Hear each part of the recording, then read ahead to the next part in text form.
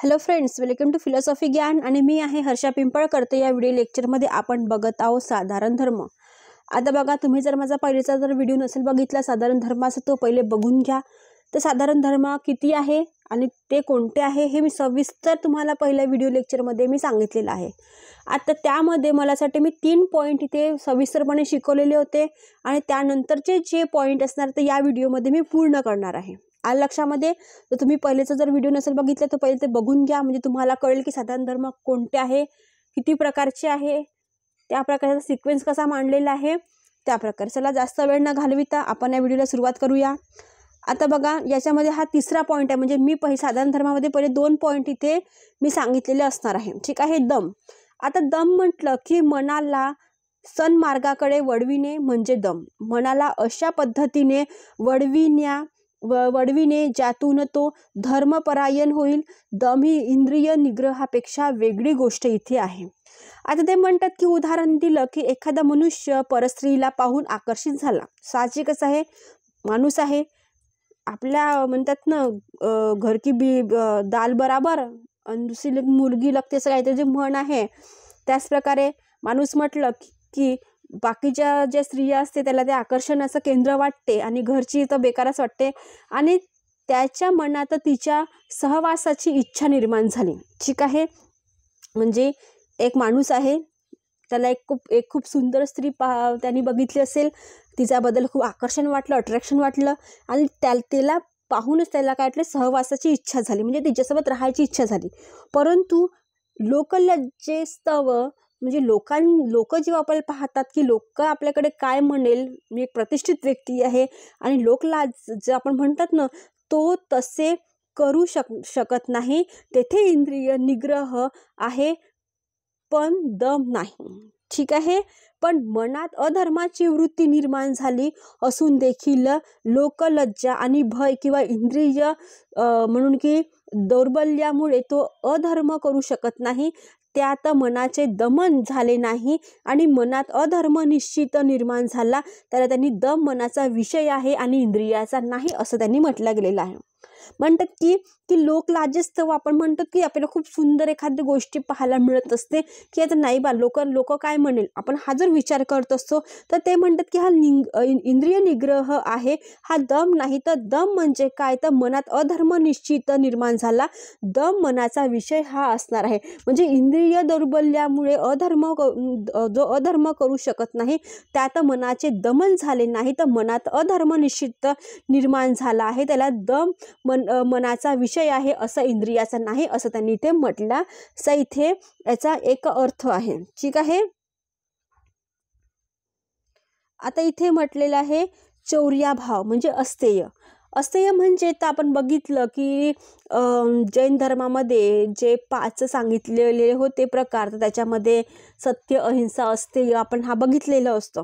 तर अस्तेय म्हणजे चोरी न करणे, हा तर एक प्रकार आपल्याला बघितलाच आहे. ठीक आहे. आता चोरी न करणे, जी वस्तू आपली नाही तिला आपली म्हणणे म्हणजे चोरीच आहे. एक प्रकारची जी तुमची वस्तूच नाही आहे आणि तुम्ही त्याच्यावरती अधिकार मानत आहात, तर हे काय आहे, चोराचाच एक प्रकार झालेला आहे. लक्षात ठेवा. आता त्यातून लाभ किंवा हानी झाली तरी त्याला चोरी म्हटले जाते. ठीक आहे. चोरीची वस्तू आहे म्हणजे त्याच्याने तुम्हाला प्रॉफिट होणार आहे किंवा लॉस होईल, हा तुमचा प्रश्न आहे, तरी तुम्ही काय करणार आहात, चोरच राहणार आहे, एवढं लक्षात ठेवा, कारण तुम्ही फिलॉसॉफी शिकत आहात. म्हणजे चौर्याभाव म्हणजे अस्तेय आणि अस्तेय म्हणजे चोरी करणे आणि चोरीचा संबंध कर्माशी आहे आणि चोरी करण्याचा विचार दम यात येतो.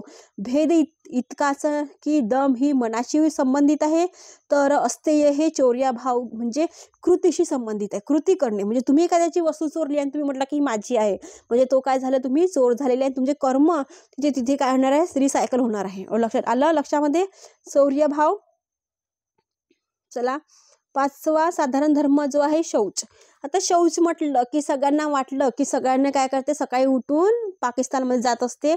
ठीक आहे. त्याला शौच, पण आपण फिलॉसॉफी शिकत आहोत, तर त्यामध्ये साधारण धर्म काय आहे हे 10 प्रकार सांगितलेले आहे आणि त्यामध्ये शौच म्हणजे शुद्धता, तुमच्या शरीराची शुद्धता. ठीक आहे. तुमच्या मनाची शुद्धता, तुमची मानसिक शुद्धता, तुमच्या वाणीची शुद्धता, या सगळ्याच गोष्टी इथे इन्क्लूड झालेल्या आहे. आणि ही जी शुद्धता पाळणे म्हणजे शौच आहे. ठीक आहे. शरीराची तसेच शरीरांतर्गत शुद्धता येथे अभिप्रेत आहे. शरीर, वस्त्र, निवासस्थान, आजूबाजूचा परिसर स्वच्छ ठेवला पाहिजे तुम्ही. तसेच मनात वाईट किंवा अधर्म विचार देता कामा नये. आणि आपली वाणी नेहमी मधुर असणे हे एक आवश्यक आहे. लक्षात ठेवा, वाणीने तुम्हाला सगळं जग जिंकता येते आणि त्याच वाणीने तुम्हाला सगळं हारता येते. लक्षात ठेवायचं.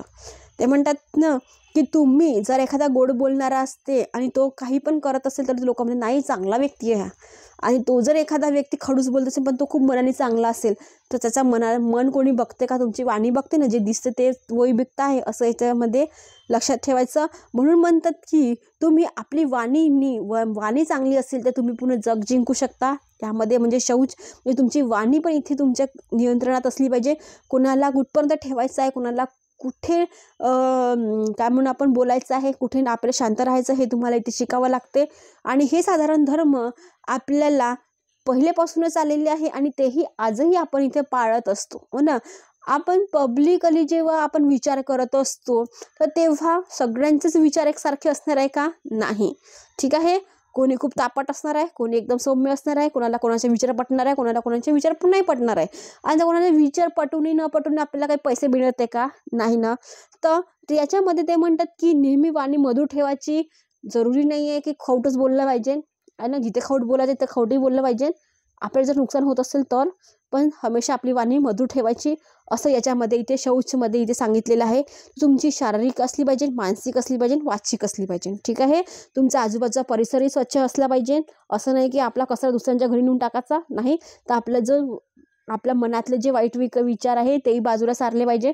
असं इथे शौचचा इथे अर्थ होत आहे. आता बघा 6वा इंद्रिय निग्रह. इंद्रियावर नियंत्रण ठेवणे म्हणजे इंद्रिय मन आहे. मनामुळे इंद्रियाचा वापर शक्य आहे. मन आणि इंद्रियाचा इथे सांगितलेला एक सांगड घातलेली आहे. विवेकी मनुष्य इंद्रियांना घोड्यासारखे मानतात. बरोबर. हा जो विवेकी असते, बुद्धीने काम करते, तो काय म्हणतं, हा जो इंद्रिय आहे हा घोड्यासारखा त्याच्यात चालत असते. घोडा कसं धावत असते तसं त्याचं मन धावत असते. आणि घोडे त्या विषयाचा भोगता म्हणजे त्या मार्गावरच चालणारा सारथी आहे. हो की नाही. म्हणजे मन तर इकडे तिकडे सैरावैरा भटकत असतं. जसं आपण क्षिप्त भूमीमध्ये बघितलं, मनावरती काही ताबा नसते, पण जो भोगता आहे ज्याचं मन आहे त्याच्यावर तर तो स्वार आहे ना, त्याचा तो स्वार्थी येतो तर त्याचं नियंत्रण आणू शकतं. आणि नसलेले मन इंद्रिय रूपी घोड्यावर नियंत्रण ठेवू शकत नाही. तर अनियंत्रित होतात. येथे ते स्मरणात ठेवायचे पाहिजे की मन संयमशील ठेवणे हा धर्म आहे. ठीक आहे. मन जरूर चंचल आहे घोड्यासारखा, तो अनियंत्रितही होऊ शकतो कधी कधी. मनाला असं वाटेल की नाही आज काहीतरी वेगळं काहीतरी केलं पाहिजे, पण असं आहे का? नाही. मनाला आपल्या धरूनही ठेवता आलं पाहिजे. सगळ्याच गोष्टी मनासारखं घडतं असं नसते, तर मनाच्या विरुद्धही काही काही गोष्टी आपल्याला घडावं लागत असते. हे इथे सांगितलं आहे. म्हणजे तुमचं संयमशीलता कशी असली पाहिजे हा याच्यानुसार एक साधारण धर्म सांगितलेला आहे. आणि असंयमी मन अधर्माचे लक्षण आहे. कधी कधी संयमी मन देखील इंद्रियाच्या वेगाला सहन करू शकत नाही. काय म्हटलेलं आहे, खूप सुंदर गोष्ट ही. असंयमी मन अधर्माचे लक्षण आहे. म्हणजे जिथे तुमचं मन चंचल झालं, तुमचं संयम तुटला, तुमचं बाण तुटलं, तिथे अधर्म आला हे लक्षात ठेवायचं. कधी कधी संयमी मन हे देखील इंद्रियाच्या वेगाला सहन करू शकत नाही. लक्षामध्ये जसं म्हटलं की उदाहरण दिलेलं आहे विश्वामित्र आणि मेनकाचं. विश्वामित्र ते हे मुनी होते, मेनका काय ते अप्सरा होती. आता विश्वामित्र जेव्हा तपश्चर्या करत होते, जेव्हा मेनका आली, अप्सरा आली, हिचं सौंदर्य पाहून विश्वामित्राचं काय झाली, तपस्या भंग झाली. आणि मेनकाचं सौंदर्य पाहून त्याच्या मनात नाना विकार उत्पन्न झाला. म्हणजे जो धर्मी माणूस होता तो काय झाला, आता अधर्माच्या घोड्यावरती तो स्वार झाला. जे नाही करायचं ते त्यांनी करून बसला. ठीक आहे. म्हणजे एवढ्या वर्षाची जी तपश्चर्या होती ते एका क्षुल्लक कारणाने त्याची काय झाली, भंग झाली असं इथे सांगितलेलं आहे. म्हणून इंद्रिय निग्रह हा सगळ्यात महत्त्वाचा इथे आपल्या साधारण धर्मामध्ये इथे धर्म सांगितलेला आहे. आणि तेही उदाहरण दिलेलं आहे विश्वामित्र आणि मेनकाचं. हे तर तुम्हाला उदाहरण सगळ्यांनाच माहिती आहे, जास्त इथे एक्सप्लेन करायची गरज आहे का मला? नाही. तर चला बघूया नंतरचा जो आहे धर्म, तो आहे ध्री. आता धी म्हणजे तुम्हाला असं वाटलं की मॅडमने धी सांगितलेला आहे, छोटासा असा शब्द आहे, पण याचा अर्थही खूप व्यापक झालेला आहे. बुद्धियुक्त व्यवहाराला धी म्हणून बुद्धीला योग्य मार्गाने वळविणे धर्माचे धर्म होय.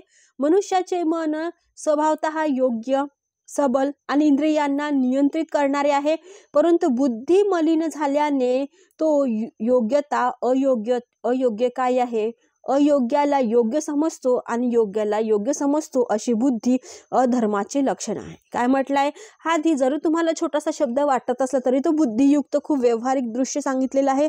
जर ते म्हणतात की तुमची बुद्धी चांगली असेल तर तुम्ही योग्य काय आहे, अयोग्य काय आहे, काय चांगलं आहे, काय वाईट आहे, याचा तुम्ही भेद करू शकता. पण जेव्हा तुमची बुद्धी मलिन झाली, म्हणजे तुमच्या बुद्धीमध्ये ते म्हणतात ना, पडदा पडला एखाद्या गोष्टीचा, तर तुम्हाला त्याच्यामधला भेदही समजणार नाही, काय योग्य आहे, काय अयोग्य आहे. अयोग्याला तुम्ही चांगलं म्हणाल, योग्य म्हणाल, आणि योग्याला तुम्ही काय म्हणाल, अयोग्य म्हणाल, असंही तुमचं इथे लक्षण झालेलं आहे. म्हणजे तुम्ही कुठे चाललेलं आहे, धर्माच्या मार्गावर चालले का नाही, तुम्ही अधर्माचे लक्षण तुमच्यावरती दिसत आहे. म्हणून ते उदाहरण खूप छान देतात की एखादा श्रीमंत माणूस उदार आहे, इतरांच्या धनाची तो चोरी करीत नाही, लोभी नाही, पण जुव्याने मिळवलेले धन तो योग्य मानतो. राईट आहे, बरोबर आहे. श्रीमंत माणूस आहे, खूप उदार आहे, त्याला असं वाटते की मी तर कधी चोरी केली नाही आहे, पण तो काय करते, हे जो पैसा आहे जुव्यातून मिळवलेला आहे आणि धन तो योग्य मानत असते. मी काही चोरी नाही केलेली आहे म्हणते, फक्त मी जुवा खेळलेला आहे. जुवा खेळणे किंवा न खेळणे हे उचित की अनुचित हे ठरविणे बुद्धीचा विकार आहे, आणि बुद्धी चांगली राहण्याकरिता भोजन, आचार, विचार या काय आहे सहाय्यक इथे असल्या पाहिजे ना. म्हणजे तुम्ही जर म्हटलं की मी हा चोरीचा तर पैसा कमवला नाही आहे, पण तुम्ही काय केलं, जुगार करून कमवलेला आहे, तर तुमचं काय असते याच्यामध्ये चांगलं आहे की चांगलं नाही आहे, हे तुम्हाला बुद्धीनुसार इथे पटवावं लागत असते. म्हणून मी म्हटलं पहिलेच की तुम्हाला धी हा शब्द एक छोटासा शब्द वाटत असला, पण त्याचे जर मिनिंग बघितलं तर खूप सुंदर निघत आहे इथे. ठीक आहे, चला आठवा पॉइंट आहे तो आहे विद्या. आता ज्ञान विज्ञान प्राप्त करणे, त्यात लीन राहणे हे धर्माचे लक्षण आहे, आणि जे ज्ञान विज्ञानाच्या विपरीत आहे त्याचा त्याग केला पाहिजे. ऐका नाही, विज्ञानाच्या पलीकडे जो आहे त्याचा त्याग केला पाहिजे. विद्या आणि शिक्षा यात भेद आहे. विद्या आचरण आहे, तर शिक्षा केवळ मन आणि इंद्रियांना कार्य करण्या इतकं सक्षम बनविणे आहे. बरोबर आहे की नाही. आता विद्या म्हटलं, नॉलेज म्हटलं, तुम्ही कॉलेजमध्ये जा, शाळेमध्ये तुमचं आचरण कसं असलं पाहिजे हे तुम्हाला शिकवते. शिक्षा केवळ तर फक्त तुम्हाला काय मन आणि इंद्रियांना कार्य करण्यामध्ये सक्षम बनवताना हेच आहे. आता उदाहरण ते म्हणतात की रसायनशास्त्र शिकवून एखादा माणूस बॉम्ब बनविण्याची पद्धत आत्मसात करतो, पण बॉम्बचा उपयोग कोणत्या परिस्थितीत योग्य आहे आणि कोणत्या परिस्थितीत योग्य नाही आहे हे तुम्हाला कोण शिकवत असते, विद्या शिकवत असते. म्हणून बॉम्ब बनविण्याची पद्धती आत्मसात करणे हे शिक्षा आहे, ती विद्या नाही. काय म्हटलंय, बॉम्ब बनविण्याची पद्धती ते शिक्षा आहे, शिक्षेतून तुम्ही केलेला आहे, पण ही विद्या आहे का, नाही. यावरून चांगले वाईट, उचित अनुचित, सत्य असत्य यात भेद करण्याची क्षमता निर्माण करणे, मनाला योग्य मार्गावर घेऊन जाणे हे कोणाला काम आहे, विद्येचं काम आहे. म्हणून लोक म्हणतात की शिकाल तर शिकाल, वाचाल तर वाचाल म्हणतात ना. आजही लोक एवढ्या गोष्टी करतात, पण अननॉलेजेबल जर गोष्टी करत असेल तर त्याला लोक काय करतात, मूर्ख ठरवित असतात. म्हणून तो म्हणतात की अरे बेटा तू इथं काम नको करू, तू शाळेत जा, काहीतरी चांगलं काम कर, विद्या कर, ग्रहण कर, एज्युकेशन कर, तेव्हा तुझ्या याच्यामध्ये काय तर नॉलेज वाढेल. हो ना. म्हणजे तुम्ही एखादी गोष्ट करत आहे तर ती गोष्ट तुम्हाला चांगल्या मार्गासाठी उपयोग करायचा आहे की वाईट मार्गासाठी उपयोग करायचा, याचाही तुम्हाला विचार तुम्हाला विद्येमुळे येत असतो, असं यात सांगितलेलं आहे. 9 असणार आहे सत्य. आता जो पदार्थ जसा असेल तसाच त्याला समजणे व त्यानुसार वागणे त्याला सत्य म्हटलं गेलेलं आहे, आणि सत्यानुसार आचरण करणे हा धर्माचा एक कारण आहे. आता म्हटलं की सगळ्याच परिस्थितीमध्ये सत्य बोलणे हे खरं आहे, पण कधी कधी परिस्थिती अशी असते की भगवद्गीतेमध्ये कृष्णालाही खरं न म्हणजे सत्य न बोलता तेही काय करतात, खोटं बोलत असते. आणि म्हणूनच म्हणतात की जो पदार्थ जसा आहे तसा तुम्हाला जर चांगला वाटत असेल तर तो सत्य आहे, जर वाटत नसेल तर तो काय, त्याचं आचरण काय आहे, अधर्माकडे चाललेलं आहे. आणि म्हणून सत्यानुसार आचरण करणे हे धर्माचे काय आहे, ते कार्य सांगितलेलं आहे. आता जो 10वा जो प्रकार आहे तो आहे अक्रोध. अक्रोधाची जो द्वेष किंवा अवगुणांना सोडून देऊन शांती ग्रहण करणे हा धर्म आहे. आता अक्रोध म्हणजे द्वेष आणि अवगुणांना सोडून शांती ग्रहण करणे हा काय आहे धर्म इथे सांगितलेला आहे. तर हे जे 10 धर्म प्रत्येकाला आपलं आचरण करण्यायोग्य कसं ठरविलं पाहिजे हे यामध्ये आपल्याला सांगितलेलं आहे. ठीक आहे. तर हे जे साधारण धर्म आहे हे आता आपण बघूया. परिसर जर तुम्ही व्हिडिओ नसेल बघितलं तर पहिले बघून घ्या, म्हणजे तुम्हाला कळेल की साधारण धर्म किती आहे. ते 10 प्रकारचे आहे. त्याच्यामध्ये 2 साधारण धर्म मी शिकवलेले आहे. यानंतरचे जे 3रं आणि 10 पर्यंतचे मी साधारण धर्म इथे घेऊन आलेली होती. Thank you for watching my video friends. व्हिडिओला लाईक करा, शेअर करा आणि सबस्क्राईब करायला विसरू नका. यानंतरचे जे व्हिडिओ आहे मी लवकरच अपलोड करण्याचा पुरेपूर प्रयत्न करेन. ठीक आहे. Thank you for watching my video friends.